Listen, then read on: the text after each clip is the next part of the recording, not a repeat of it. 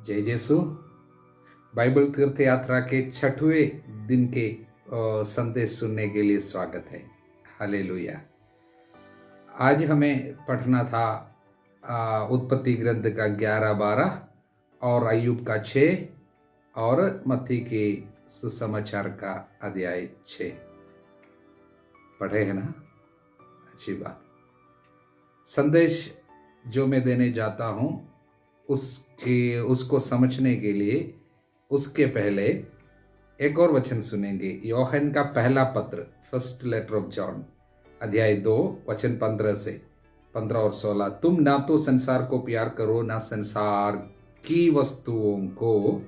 जो संसार को प्यार करता है उसमें पिता का प्रेम नहीं है।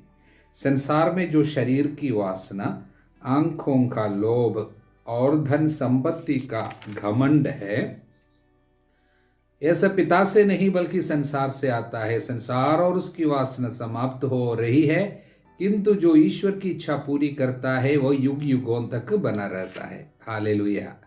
प्रियजनों, 3 कार्य जो ईश्वर के प्रेम का अनुभव करने से हमको रोक लेते हैं, ईश्वर के प्रेम को हमारे द्वारा बहने में बाधा पहुंचाती है। हम दूसरों के लिए प्यार का माध्यम नहीं बन सकेंगे 3 चीज़ों की उपस्थिति होने से। वो है शरीर की वासना, आंखों का लोभ और धन संपत्ति का घमंड। हालेलुया। अब हम आज के संदेश पर जाते हैं। उत्पत्ति ग्रंथ के अध्याय 11 में हम लोग एक विशेष संदेश पाने जा रहे हैं। वो है बाबुल की मीनार के बारे में। कोई हमको पूछ रहा था, फादर, यहाँ पर लोगों को हम लोग एकता में देखते हैं, वो सब एक मत होकर और घर बनाना शुरू किया, नगर का निर्माण किया, एक ही भाषा बोलते थे, एक साथ रहते थे, कड़ी मेहनत करते थे, तो क्या ईश्वर बोलता है वे अब एक हो गए हैं, एक ही भाषा बोलते हैं। हम लोग जाके इसलिए हम उतर कर उनकी भाषा में उलझन पैदा करें और एक दूसरे को वे ना समझ पाए। इस तरह प्रभु ने जाके उनको बिखेर दिया, तितर बितर कर दिया। ईश्वर ऐसा कार्य क्यों किया? आपको समझ में आए? कई लोगों के मन में ये प्रश्न आता है, ईश्वर ऐसा वैसा कार्य क्यों करता है? हालेलुया। इसको समझने के लिए मैं आपको एक विशेष बातें पहले समझाता हूँ। प्रियजनों, बाइबल पढ़ते वक्त आपको एक परेशानी आ सकती है। वो परेशानी ये है, बार बार कुछ इस तरह का प्रयोग आपको सुनने को मिलेगा कि ईश्वर ने उन्हें दंड दिया, ईश्वर ने दुष्टों को मार डाला, ईश्वर किसी के पाप के कारण महामारी भेज दिया, ईश्वर किसी को श्राप दिया। इस तरह की बातें हमको अक्सर सुनना पड़ेगा। आज भी उत्पत्ति ग्रंथ के अध्याय 12 में वचन 17 में, परंतु अब्राम की पत्नी सारै के कारण प्रभु ने फिरौन और उसके परिवार पर बड़ी बड़ी विपत्तियां ढाई। तो प्रभु विपत्तियों को भेजता है करके बार बार हमको सुनने को मिलेगा। तो कई लोग पूछने लगता है, ईश्वर ऐसा क्यों है? क्या ईश्वर मारता है? कि हमारे पापों के कारण क्या हमको वो मारेगा? तो हम डरने लगता है। ईश्वर के प्रति हमारे हृदय में प्यार से ज्यादा डर पैदा होता है। मेरे पाप के कारण वो आपको हमको मारेगा, तब हम सोचने लगता, मेरी बीमारी ईश्वर ने मुझे दिया है। किसी व्यक्ति को एक्सीडेंट में मरते देखकर हम बोलता, उसका पाप के कारण प्रभु ने उनको मारा है। इस तरह की बातें हमारे लिए परेशानी ला सकती है अगर इसको अच्छा से नहीं समझेंगे तो किस तरह इसको समझ सकते हैं? प्रियजनों, देखिए, मनुष्य ऐसा सोचता था जो कुछ हमारे ऊपर बीतता है सब ईश्वर करता है। मनुष्य ऐसा सोचता था, लेकिन वास्तव में ऐसा नहीं है। प्रियजनों, प्रभु अपने को, पूरे इतिहास को देखा जाए, धीरे धीरे लोगों को अपने को प्रकट करता था। ईश्वर अपने को पूर्ण रूप से प्रकट नहीं किया। पूर्ण रूप से अपने को कब प्रकट किया? प्रभु ईसा मसीहा में ईश्वर अपने को प्रकट किया पूर्ण रूप से। इसलिए यीशु की आंखों से और यीशु के मुखमंडल की प्रकाश में रहते हुए केवल पुराने विधान को पढ़ना है, पुराने विधान की भाषा को समझनी है, पुराने विधान में लिखी हुई बातों को नए विधान की ओर से, नए विधान की आंखों से हमको पढ़ना है, नहीं तो हमको जरूर तकलीफ होगा। प्रियजनों, ईश्वर अपने को पूर्ण रूप से, जैसे मैंने कहा, प्रभु यीशु में प्रकट किया। पहले पुराने विधान में ईश्वर अपने को पूर्ण रूप से प्रकट नहीं किया, क्योंकि मनुष्य ईश्वर को पूर्ण रूप से समझने के लिए आध्यात्मिक रूप से तैयार नहीं थे। जैसे मनुष्य धीरे धीरे थोड़ा तैयार हो जाता है, विपत्ति में, तकलीफ में उतर कर, और उनका मन थोड़ा सा प्रभु की ओर मुड़ जाता है, तो ईश्वर और अपने को थोड़ा प्रकट करता है। थोड़ा थोड़ा धीरे धीरे करके प्रभु अपने को प्रकट कर रहा था, क्योंकि मनुष्य जैसे तैयार धीरे धीरे होता है, उसके लिए सालों सालों लगता था। और इस तरह प्रभु अपने को प्रकट करते करते कब जाके पूरा प्रकट किया, यीशु में प्रकट किया। इसलिए यीशु ने कहा, जिसने मुझको देखा है उसने पिता को देखा है। तब जाके हमने ईश्वर को देखा। ये मारने वाला नहीं है, बल्कि मार खाने वाला है। हमारे मार को वो खाता है। वो दंड देने वाला नहीं है, बल्कि हमारे दंड को वो ले लेता है। पापियों के पीछे पीछे वो जाता था, मारने के लिए नहीं, बल्कि गले लगाने के लिए जाता था। वो व्यभिचार में पकड़ी हुई स्त्री को दंड उसने नहीं दिया, बल्कि उन पर तरस खाया। तब हमको समझ में आया, ईश्वर का मतलब है प्रेम, ईश्वर का मतलब है आनंद, दया। ये बातें हमको समझ में आई। अब जाके हमको पुराने विधान को फिर से पढ़ना है, तब हमको समझ में आएंगे पुराने विधान में जब लिखा है ईश्वर किसी को दंड दिया, इसका मतलब है वो व्यक्ति ने पाप में रहते हुए पाप के फल को अपने ऊपर आने दिया। ये कदापि प्रभु का काम नहीं है, बल्कि ये शत्रु का काम है। नए विधान में हम इसका अर्थ समझते हैं। प्रभु यीशु ने इस एक दृष्टांत के द्वारा ईश्वर के राज्य के रहस्य को प्रकट कर रहा था। किसी ने अपने खेत में अच्छा बीज बोया था, लेकिन उसके बाद सो गया। तब जंगली बीज बोने वाला शत्रु आ गया, तब जंगली बीज बोकर चला गया। जब अंकुर फूटे, बाले लगे, तब जंगली बीज भी दिखाई पड़ा। इस पर नौकरों ने जाकर स्वामी से पूछा, स्वामी आपने अपने खेत में अच्छा बीज बोया था, इसमें ये जंगली बीज कहाँ से आया? तब स्वामी ने उत्तर दिया, ये किसी बायरी का काम है। किसका काम है? बायरी का काम है। इसलिए हमारे जीवन में बायरी का काफी काम है, शत्रु का काम है। इसलिए यीशु ने कहा यूहन्ना के अध्याय 10:10 में, मैं जीवन देने आया हूँ, लेकिन वो चोर है, वो चुराने, मारने, नष्ट करने आता है। इसलिए हमारे जीवन में पाप काफी कार्य करता है। जब पाप में हम रहते हैं, हम पाप का दास बन जाते हैं। यीशु ने हमको इस बात को समझा, जो पाप करता है पाप का दास है। दासता में रहते समय हमारे ऊपर पाप शासन करेगा। वो अपने स्वभाव के अनुसार कार्य करेगा। उसका स्वभाव है मारना, नष्ट करना, चोरी करना।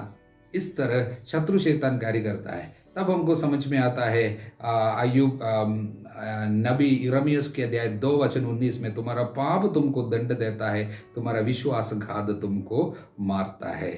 इसलिए जब पाप में आदमी रहता है, वो पाप का फल भोगने के लिए प्रभु को अनुमति देना पड़ेगा। भले ही प्रभु हमें पछतावे की ओर लेके आने के लिए मेहनत जरूर करता है, लेकिन हम पाप में रहते समय हमारे ऊपर विपत्ति आ जाती है। लेकिन उस बात को लोगों को समझने के लिए उस समय ऐसा लिखा गया है, ईश्वर ने आपको दंड दिया है आपके पाप के कारण। लेकिन वास्तव में किसका कार्य है?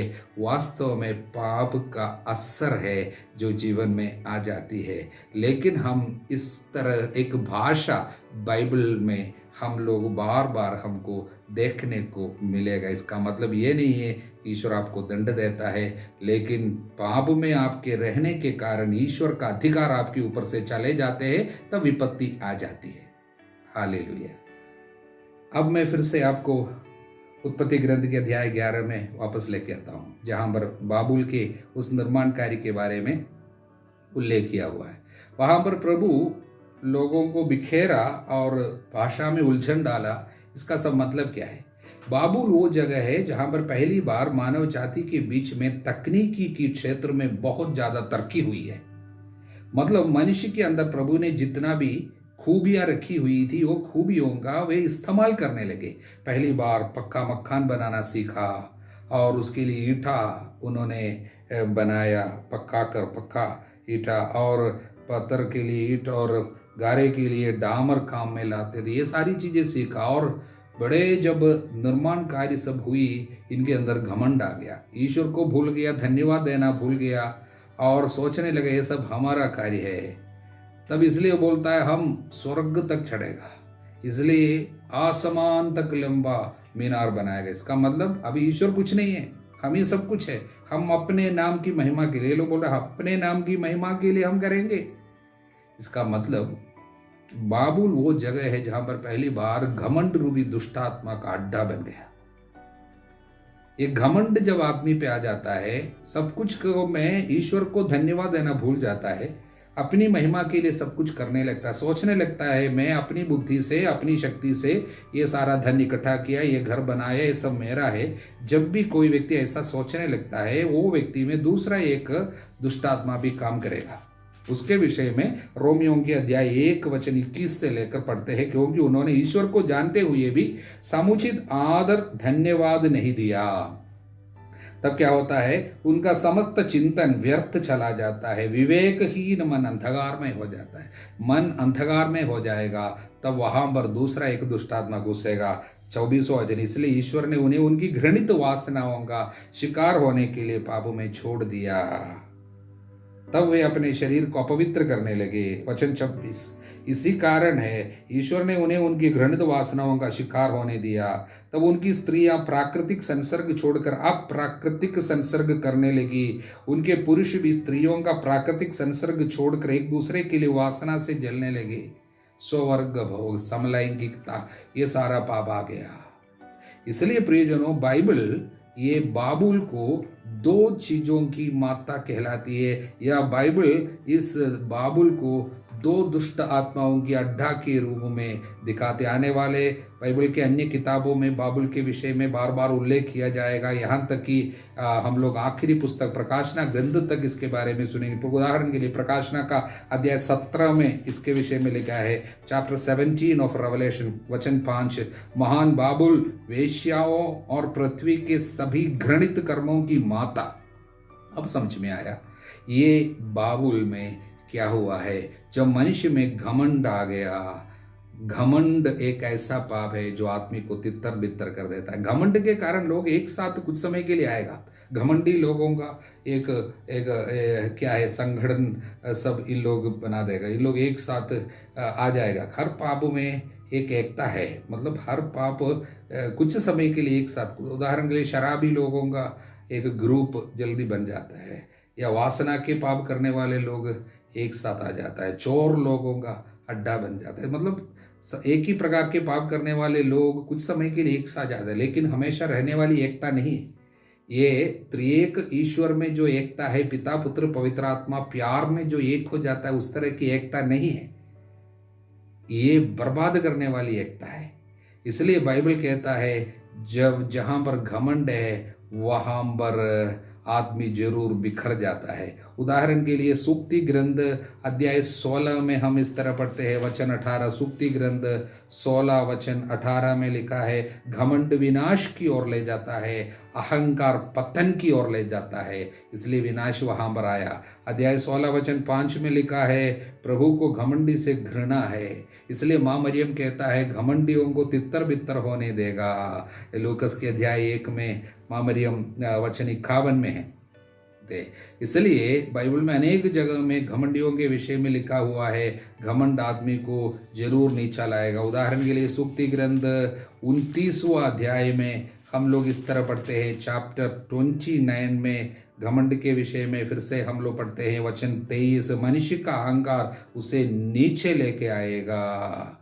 इसलिए याकूब के अध्याय 4 वचन 6, ईश्वर घमंडियों का विरोध करता है और विनम्र लोगों को वो ऊपर उठाता है, कृपा बरसाता है। इसलिए प्रियजनों, इनके घमंड के कारण ही वहाँ पर इनकी भाषा में सब उलझन आ गया, एक दूसरे को समझ में नहीं आता था। प्रियजनों, तब से जो बिखेरने वाली आत्मा काम कर रहा था, वो पेंतकुस्ता के दिन में जाके इनको एक साथ लाया। वहाँ पर एक दूसरे की भाषा, एक दूसरे को समझ में आने लगा। पवित्र आत्मा एकता की आत्मा है, लेकिन घमंड बिखेरने वाली आत्मा है। वही कार्य यहाँ पर संभव हुआ। इसलिए बाइबल कहता है धन संपत्ति का घमंड ये ईश्वर के प्रेम को पूर्ण रूप से ठुकरा देती है।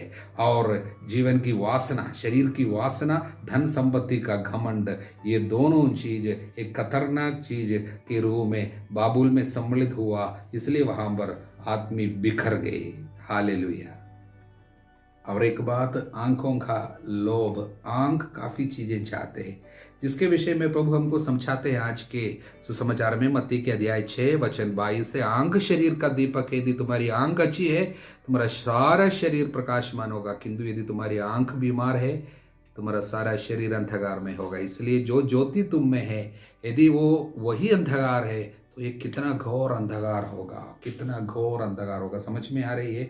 आंख जिसका खराब हो जाता है, आंख वासना में चला जाता है। किसी किसी के आंख इस तरह के एक लत लग चुके हैं आंख में कि वो है बुरे पिक्चर देखने की, बुरे वीडियो देखने की, मोबाइल में गंदे गलत पिक्चर देखने की एक लत लग चुकना, मतलब एक बहुत खतरनाक चीज़ है, पोर्नोग्राफिक एडिक्शन।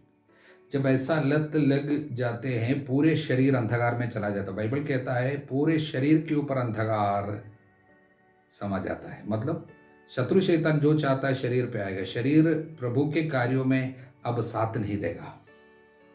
पूरे शरीर में शैतान जो चाहता है बीमारी को लाना, कमजोर कर देना, आलसीपन आ जाएगा, काम करने में अच्छा नहीं लगेगा, बुराई हमेशा सताता जाएगा, पेटूपन आ जाएगा, अन्य गंदगी काफ़ी जल्दी जल्दी आएगा, कोई चीज़ में रुचि नहीं लगेगा, वचन पढ़ने से बहुत नींद आएगा, प्रार्थना में बिल्कुल बैठ नहीं सकता, इस तरह का काफ़ी चीज़ आएगा। कोई भी वायरस पास में से जाता है जल्दी अंदर आ जाएगा। ये सारी चीज़ें क्यों है? ईश्वर का अधिकार, पवित्र आत्मा का मंदिर है शरीर, वो चला जाएगा, शत्रु के गुलामी में चला जाएगा। इसलिए बाइबल कहता है आंख पर विशेष ध्यान देना। जो आंखों को आंखों के लोभ को या वासना को आंख में रहने देता है, वो ईश्वर के प्रेम का एहसास नहीं कर सकेगा। इसलिए ईश्वर अपने वचन के द्वारा हमको शुद्ध करना चाहता है। मैंने जो वचन दिया उसके द्वारा तुम शुद्ध हो गए हो। इसलिए प्रियजनों, इन बातों पर विशेष ध्यान दे। और प्रभु कहता है धरती की नहीं बल्कि ऊपर की चीज़ों की खोज करना। तुम सबसे पहले ईश्वर का राज, उसकी धार्मिकता की खोज करो, बाकी सब तुम्हें यूं ही दिया जाएगा। इसलिए हम लोग धरती पे, पृथ्वी पर पूंजी जमा नहीं करना जहां पर मोर्चा लगता, कीड़े खाते, चोर सेंध लगाकर चुराते। स्वर्ग में अपने लिए पूंजी जमा करो जहां न तो मोर्चा लगता, न कोई कीड़े खाते हैं, ना चोर सेंध लगाकर चुराते। इसलिए स्वर्ग में पूंजी जमा करना, धरती की चीजों में घमंड नहीं करना। स्वर्ग में जितना पूंजी है वो असली है। जितना वचन आपने सीखा, जितना बाइबल आपने पढ़ा, इसका महत्व है। धरती की सारी चीज चला जाएगा, आज नहीं तो कल। इसलिए प्रभु यीशु आपको आज स्वागत करते हैं।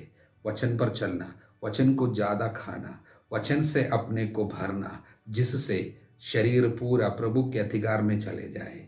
मैं प्रभु यीशु के नाम पर मैं आपको आशीर्वाद देता हूँ। अंधकार की सारी शक्तियाँ आपको छोड़कर चले जाए। वचन पढ़ने का आग्रह आपके अंदर भर जाए। प्रभु यीशु की महिमा आप पर छा जाए। पिता, पुत्र, पवित्र आत्मा के नाम पर आमीन। जय यीशु।